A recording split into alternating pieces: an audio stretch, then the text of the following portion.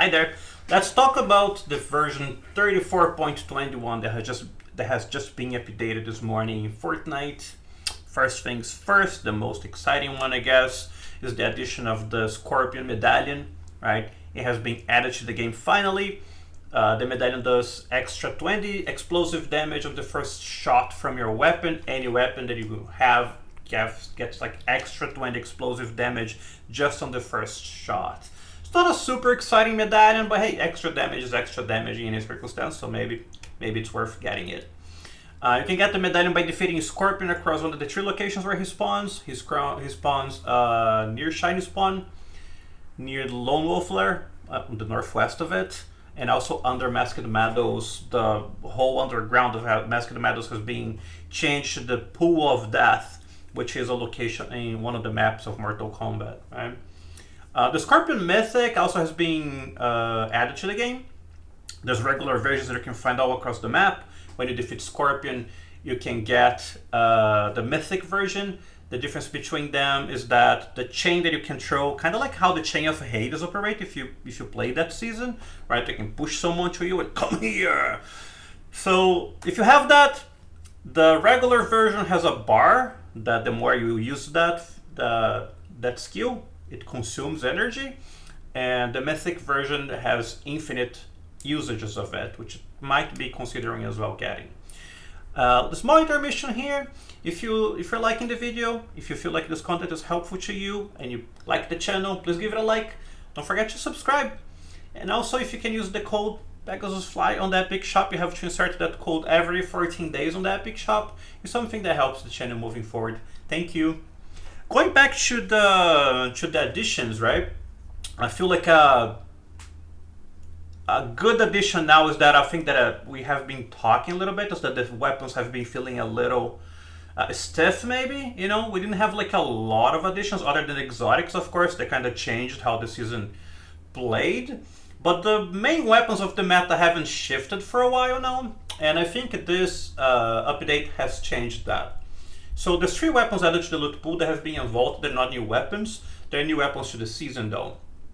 If I have been playing Fortnite Reload, those weapons have been Fortnite Reload for a while, and not everyone was like excited about them being added to the loot pool because they kind of felt more like crap. They kind of have to loot through to find the good weapons. But they might have changed with the buff that the Infiltrator pump has received. The Infiltrator pump got a gigantic buff to the point that might be better than the Sentinel pump right now. Yes, I am serious. I tested it up, right? The damage is like pretty relevant, right? And consider like the Infiltrator pump shoots 15% faster than the Sentinel pump and has more bullets.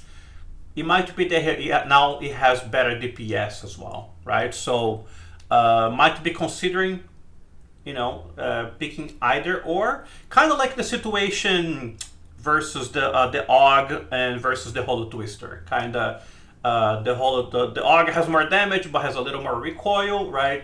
The Holo Twister is a little easier to kind of shoot from long range because of how the aim of it works, right? So I don't know. I guess it's a matter of feeling and what you feel like works best for you. But the Infiltrator pump certainly makes into the meta right now. It feels a role that thus far hasn't happened since the beginning of chapter 1, right? Where the pump has been the dominant shotgun since then.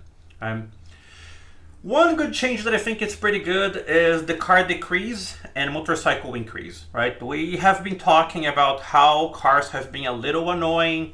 A lot of teams, they jump in one car, the car explodes, they swap to another car, and they all keep rotating 2 cars and 2 cars and 2 cars. And their whole game is kind of like how to try to play like Fortnite Wrecked season, you know, chapter 5, season 3, where they're rotating, and all they do is get into cars, right?